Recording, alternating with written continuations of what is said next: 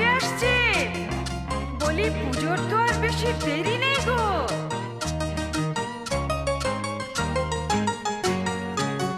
ঠাকুরজি কেমন তোমার ভাই লিখেছে পুজোয় ছুটি নাই, পুজোতে আসবে না বাড়ি।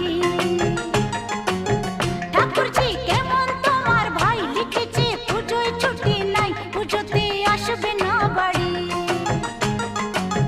বলো তো লাগে কেমন, বোঝালে বুঝে কি মন।